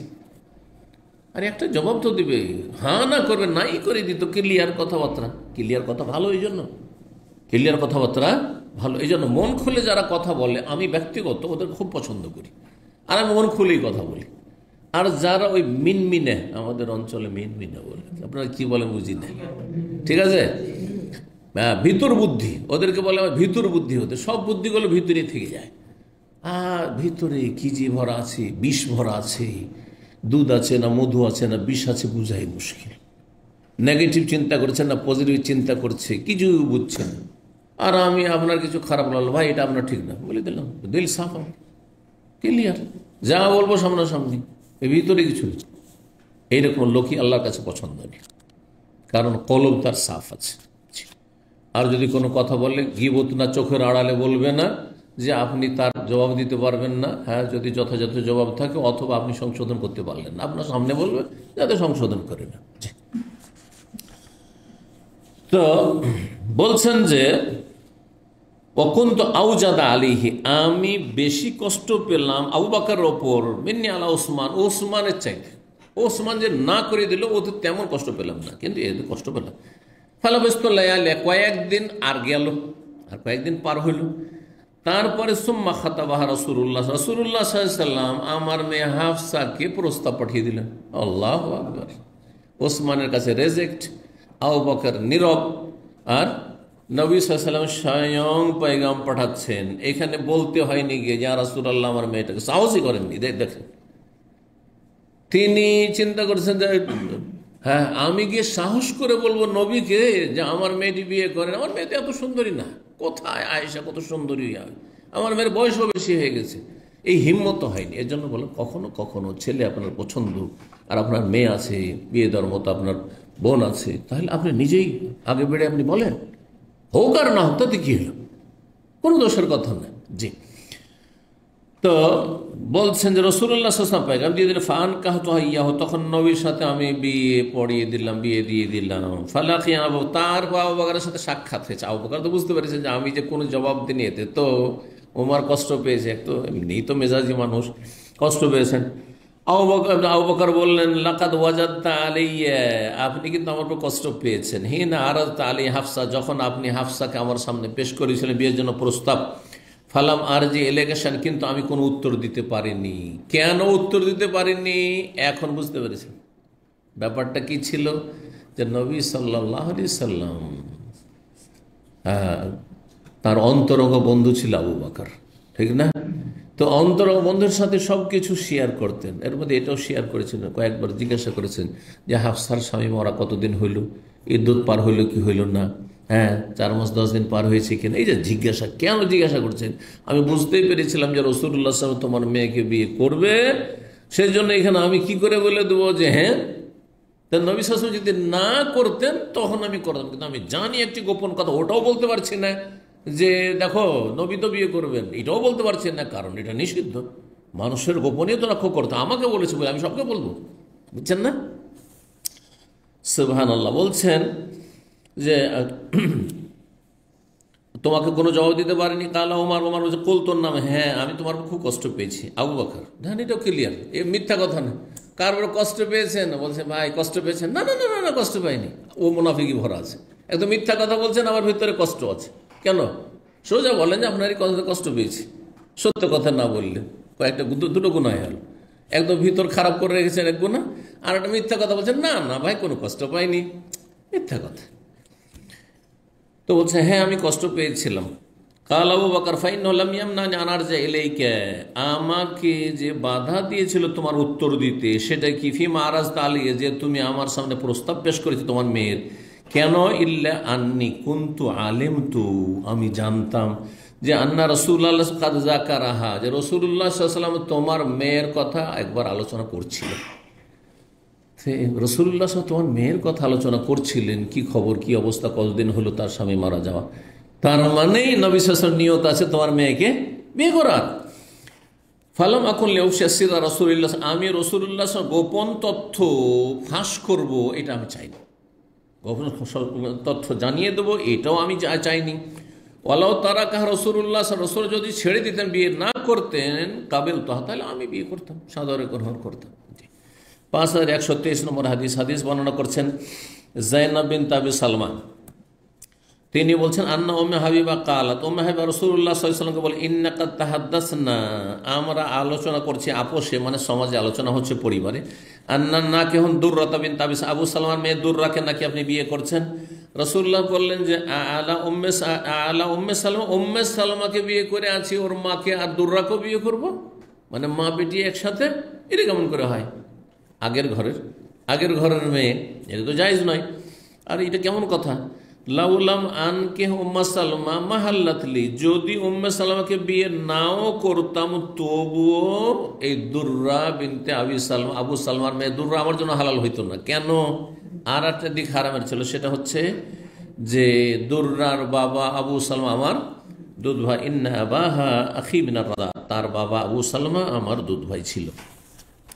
35 নম্বর অধ্যায় বলছেন বাবা কওলিল্লাহি ওয়াজ্জা, এই অধ্যায় হচ্ছে মহান আল্লাহর এই বাণীর তফসির সম্পর্কে, তাৎপর্য সম্পর্কে। ওয়ালা জুনাহা আলাইকুম, তোমাদের কোনো গুনাহ হবে না, ফিমা আররাদতু মিন খিদবাতিন নিসা, যদি তোমরা ইঙ্গিতে কোনো নারীকে বিয়ের প্রস্তাব দাও, ইঙ্গিতে, ইশারা ইঙ্গিতে, আও আকনানতুম ফি আনফুসিকুম, অথবা মনে মনে রাখো, ভিতরে গোপন রাখো। কখন? তার শুধু বাহ্যিক যদি এইটুকু বলা হয়, তাহলে ইঙ্গিতে পয়গাম দেওয়া অথবা মনে মনে ধরে রাখা যে আমি অমুককে বিয়ে করব, অমুকের মেয়েকে বিয়ে করব, আর প্রকাশ্যে বলা যাবে না, স্পষ্ট ভাষায় প্রস্তাব দেওয়া যাবে না? যাবে। তাহলে এইখানে ব্যাপারটা অন্যরকম আছে, সেটা হচ্ছে ইদ্যতে। একজন মহিলার তালাক হয়েছে অথবা স্বামী মারা গেছে, তালাক হইলে ইদ্যত কতদিন? 3 মাসিক। জি। আর যদি স্বামী মারা যায় 4 মাস 10 দিন, ঠিক না? এটা ইদ্যত। এতদিনে বিয়ে করা, এই দিনগুলোতে বিয়ে করা যাবে না। আচ্ছা, বিয়ের প্রস্তাব দেওয়া যাবে? বিধবা হয়েছে 10-20 দিন, 1 মাস 2 মাস হয়েছে, এখনো 4 মাস 10 দিন পুরা হয়নি, যদি পয়গাম দেওয়া জায়েজ না হারাম? যেমন বিয়ে করা হারাম, তেমনি পয়গাম প্রস্তাব দেওয়া হারাম। কিন্তু যদি ইশারা ইঙ্গিতে বলেন, ওই ইশারা ইঙ্গিতের কথা আয়াতে বলা হয়েছে ইদ্যত চলাকালীন ওয়ালা জুনাহা আলাইকুম, প্রসঙ্গ তাহলে ইদ্যতের, আগে ইদ্যতের কথা আলোচনা হয়েছে, নারীদের ইদ্যতের কথা। ইদ্যত চলাকালীন লা জুনাহা, তোমাদের কোনো গুনাহ হবে না, ফিমা আররাদতুম বিহি মিন খিদবাতিন নিসা, মহিলাদেরকে পয়গাম দেওয়ার ক্ষেত্রে যদি ইঙ্গিত করো, ইঙ্গিতে পয়গাম দাও, তাহলে ইদ্যত চলাকালীন ইঙ্গিত করা যাবে। ইঙ্গিতের কিছু শব্দ উদাহরণস্বরূপ আসছে, তখন আরো কিছু শব্দ হয়তো আমরা এখানে অ্যাড করব। কেমন করে ইশারা ইঙ্গিত করা যায়? বিয়ের ইশারা ইঙ্গিত আপনারাও বুঝছেন, তাই না? যে সরাসরি বিয়ের কথা বলা, একটা ইশারা ইঙ্গিতে বিয়ের কথা বলা। জি। আচ্ছা, কোনো পুরুষ মানুষ যদি বলে যে আপনার মেয়েটা মাশাআল্লাহ বেশ সুন্দরী, আর বিয়ের যোগ্য হয়ে আছে, বিধবা হয়ে আছে, তালাক প্রাপ্ত, তো কি বুঝায়? বিয়ের একজন আগ্রহী, সুন্দরী, মানে পরের মেয়েকে সুন্দরী বলার উদ্দেশ্যটা কি? উদ্দেশ্য হচ্ছে যে কিন্তু আমি বিয়ের কথা বলতে পারছি না, কারণ ইদ্যত চলছে, সেই জন্য। এবার বুঝতে পেরেছেন? আপনার মেয়ে বসে থাকবে না, চিন্তা করতে হবে না, ইদ্যত পার হইলেই অনেকে বিয়ের প্রস্তাব দিবে, আপনি চিন্তাই করিয়েন না। ইশারা ইঙ্গিত, কোনো মেয়েকে সরাসরিও ইশারা ইঙ্গিত করা যেতে পারে। তো শব্দগুলি আসছে কিছু উদাহরণস্বরূপ। আখনা, অথবা ভিতরে ভিতরে, যেই দিন থেকে ওর স্বামী মারা গেছে, তালাক দিয়েছে, সেই দিন থেকে নিয়ত আছে যে এই মেয়েটা ইদ্যত পার হলে বিয়ে করবো, ইদ্যত পার হলে বিয়ে করবো। কিন্তু সম্পর্ক খারাপ করা যাবে না আগে থেকে, এই তালাক করাবো কোন রকম করে, স্বামী স্ত্রীতে ঝগড়াবাদী ঝামেলা বাদিয়ে দিই, আর তালাক করাবো, তারপরে বিয়ে করবো, এটা হারাম, এটা লানতের কাজ। কারো স্বামী স্ত্রী সম্পর্ক খারাপ করা হারাম, কিন্তু সম্পর্ক খারাপ চলছে, টানাপোড়া চলছে, ঝামেলা চলছে, তালাক হয়ে গেল, তারপরে আপনি বিয়ের জন্য ইশারা ইঙ্গিত করতে পারেন, অথবা মনে আকনানতুম ফি, মনে মনে সেটাকে রাখতে পারো, লুকিয়ে রাখতে পারো, জি, গোপন রাখো অথবা ইশারা ইঙ্গিত করো। সূরা বাকারা আয়াত 235। আকনানতুম মানে কি? আদমারতুম ফি আনফুসিকুম, তোমাদের মনে যদি গোপন রাখো, লুকিয়ে রাখো। অকুল্লু শাইইন সুনতাহু, কোনো কিছুকে যদি আপনি সুরক্ষিত রাখেন, ওয়াজমারতাহু, আপনি যদি সেটা গোপন রাখেন, তো সেটাকে বলা হয় মকনুন। এই জন্য কোরআনে কারীমে আল-লুলুল মকনুন, হুরদেরকে বলা হয়েছে কামসালিল লুলুল মকনুন। জি। তারপরে বলা হয়েছে, বা ওই এদেরকে জান্নাতের খাদেমদেরকে বলা হয়েছে। আর তারপরে ফি কিতাবিম মাকনুন, কোরআন ইন্নাহু লাকুরআনুন কারীম ফি কিতাবিম মাকনুন, লুকায়িত, গোপন, গোপন, ফলকে লিখনিতে রয়েছে, মানে লহে মাহফুজ। লহে মাহফুজ জিন, শয়তান, মানুষ সবার থেকে লুকায়িত রয়েছে, কারো হাত সেখানে পৌঁছিতে পারে না। 5124 নম্বর হাদিস বর্ণনা করছেন ইবনে আব্বাস রাদিয়াল্লাহু তাআলা আনহুমা, তাফসীর করে এই আয়াতের যে ইশারা ইঙ্গিতে বিয়ের প্রস্তাব দেওয়াটা কেমন হয়। বলছে ফিমা আররাজতু মিন খিদবাতিন নিসাই, নারীদেরকে পয়গামের ক্ষেত্রে ইশারা ইঙ্গিত হচ্ছে এখন ইন্নী উরিদু তাজওয়িজ, একটা কোনো বিধবা মেয়েকে অথবা তালাকপ্রাপ্তা মেয়ে ইদ্যতে আছে, অথবা তার ভাইকে তার বাবাকে বলছেন যে আমি আজকাল বিয়ে করতে ইচ্ছুক, বিয়ে করার জন্য আমি রেডি, আজকাল তালাশ করছি, তার মানে তোমাকে বিয়ে করতে চাই বা তোমার মেয়েকে আমি পেগাম দিতে চাই, একটা উদাহরণ। তারপরে ওয়ালা ওয়াদাদু আন্নাহু ইয়াসসারু লিমরাতান সালিহা, আমি আশা আকাঙ্ক্ষা রাখি যে আল্লাহ আমার জন্য একটি নেক সতী নারীর বন্দোবস্ত করে দিক, সহজ করে দিক। আমি একটা নেক জীবনসঙ্গী খুঁজছি, আল্লাহ যেন সহজ করে দেন। কোন মহিলাকে বলছেন। কাসেম বিন মোহাম্মদ প্রখ্যাত তাবি ফকিহ মদিনা বলছেন, ইয়াকুল ইন্নাকি আলাইয়া কারীমা, কেউ যদি বলে তুমি আমার কাছে খুব সম্মানিত, কোনো বিধবা মহিলাকে ইদ্যতে আছে অথবা তালাক প্রাপ্তাকে, তুমি আমার কাছে সম্মানের পাত্র, সম্মানিত, এরকম ওয়াইন্নি ফিকে লারাগিব, আমি তোমার বিষয়ে আগ্রহী। বিয়ে বললেন না যে প্রস্তাব দিচ্ছি, বিয়ে করব, কি আমি তোমার বিষয়ে আগ্রহী। কিন্তু আজকালকার সময় এরকম কথা বললে ফিতনা শুরু হইতে পারে। তখন থেকে শুরু হয়ে গেল। না, এটা যেন না হয়, ফিতনা মুক্ত। ওয়াইন্নাল্লাহ লা সাইকুন ইলাইকা খায়রান, উদাহরণস্বরূপ আল্লাহ তোমার মঙ্গল করবেন, আল্লাহ তোমার কাছে মঙ্গল বয়ে নিয়ে আসবেন। মঙ্গল বয়ে নিয়ে আসবেন মানে তোমার বিয়ের ব্যবস্থা হচ্ছে, চিন্তা করিও না যে স্বামী হারা হয়েছে। আও নাহওয়া হাযা কাল আতা, প্রখ্যাত তাবি আতা বলেন, ইউআররিজু ওয়ালা ইয়াবুহু, ইঙ্গিতে প্রস্তাবের কথা বলতে পারে কিন্তু ওয়ালা প্রকাশ্যে বলবে, স্পষ্ট ভাষায় বলতে পারবে না। স্পষ্ট ভাষায় তোমাকে বিয়ে করব, আপনার মেয়েকে পয়গাম দিচ্ছি, আপনার বোনকে আমি বিয়ে করতে ইচ্ছুক, এ কথা বলা যায় না। ইয়াকুল ইন্নালি হাজা, যদি উদাহরণস্বরূপ ইঙ্গিত করা মানে আমার তোমার মতো নারীর প্রয়োজন রয়েছে, এটা একটা ভদ্র কথা, আমি আপনার মতো একটা নেক নারী চাই। এইরকম কোনো মহিলা যদি কোনো পুরুষকে বলে আপনার মতো একটা নেক স্বামী আমি জীবনে চাই, এটা হচ্ছে ইঙ্গিত প্রস্তাবের।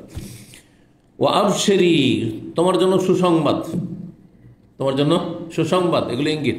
ও আনতে বেহামদিল্লাহ নাফিকা, তুমি বিয়ের উপযুক্ত, তুমি মানে তোমার মতো মেয়ে বসে থাকবে না, তোমার বিয়ের উপযুক্ত, যে কোনো সময় তোমার বিয়ে হয়ে যাবে। এগুলো তাকুল হিয়া কাদ আসমা মা তাকুল, ওই রকম মহিলা জবাব দিতে পারে আপনার কথা আমি যা বললেন শুনলাম, কিন্তু আমি না বিয়ে ঠিক আছে না ওইসব না, আপনার কথা শুনছি শুনলাম। ওয়ালা তায়েদো শাইআন, কিন্তু কোনো ওয়াদা প্রতিশ্রুতি না হয় যে ঠিক আছে ঠিক আছে, এদিকে আপনি ইঙ্গিত করলেন ওদিকে ঠিক আছে ঠিক আছে, সব চলবে না, ওয়াদা করবে না। ওয়ালা ইউআইদু ওয়ালিয়ুহা বিগাইরি ইলমিহা, আর তার ওলি, মেয়ের ওলিও কোনো ওয়াদা প্রতিশ্রুতি দেবে না তাকে না জানিয়ে। ওয়াইন ওয়াদাত রাজুলান ফি ইদ্দাতিহা সুম্মা নাকাহা বা'দা লাম ইউফারক বাইনা, কিন্তু এই গুনাহ যদি করে ফেলে, ধরেন অভিভাবক ইদ্যত চলছিল মেয়ের বা বোনের, আর ওলি কারোর সাথে ওয়াদা করে ফেলেছে যে ঠিক আছে আপনার সাথে আমার মেয়ের বিয়ে দেবো, ইদ্যতটা পার হোক তখন বিয়ে দেবো। তো বলছেন গুনার কাজ, এটি নাজায়েজ কাজ করলো বা বিয়ে করে নিল পরে, ইদ্যত পার হওয়ার পরই কিন্তু বিয়ে করলো।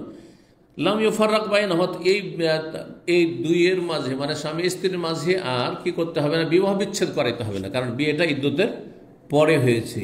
কিন্তু একটা নাজায়েজ কাজ কি হয়েছে, ইদ্যতে ওয়াদা করে ফেলেছিল, এটা নাজায়েজ কাজ। ওয়াকাল হাসান, হাসান বাসরি আল্লাহ তুআহিদুনা সিররান, গোপনে কেউ কারো সাথে নর নারীর সাথে ওয়াদাবদ্ধ হবে না, মানে ব্যভিচারের জন্য অ্যাপয়েন্টমেন্ট, যে অমুক পার্কে দেখা হবে, অমুক জায়গায় দেখা হবে, ওইখানে রাতের অন্ধকারে দেখা হবে, নাউযুবিল্লাহ, না, এসব হারাম, এটা হয়েছে জেনা। ওয়াইউজ করে আনিবিন আব্বাস, আব্দুল্লাহ বিন আব্বাস রাদিয়াল্লাহু তাআলা আনহু থেকে বর্ণনা করা আছে, হাত্তা ইয়াবলুগাল কিতাব, আজ কতদিন পর্যন্ত বিধবা নারী বা তালাকপ্রাপ্ত নারীকে বিয়ে করতে পারে, যতক্ষণ পর্যন্ত হাত্তা ইয়াবলুগাল কিতাব ও আজালাহু, লিখনি তার সময় নির্ধারিত সময় না পৌঁছে যাবে, তার মানে ইনকিজাউল ইদ্দা, ইদ্যত না শেষ হয়ে যাবে, ইদ্যত না শেষ হবে, 4 মাস 10 দিন পরে বিয়ে। বিধবা হইলে, তালাক প্রাপ্ত হলে দেখতে হবে যে তার সে কোন ধরনের নারী, যদি মাসিক হয় তাহলে 3 মাসিক, মাসিক যদি না হয় তাহলে 3 মাস, আর যদি পেটে বাচ্চা থাকে তাহলে বাচ্চা ভূমিষ্ঠ হওয়া পর্যন্ত ইত্যাদি। তো এখানেই আজকের আলোচনা শেষ করি। জাযাকুমুল্লাহু খাইরান ওয়া সাল্লাল্লাহু ওয়া সাল্লাম আলা নবিয়িনা মুহাম্মদ ওয়া আলা আলিহি ওয়া সাহবিহি।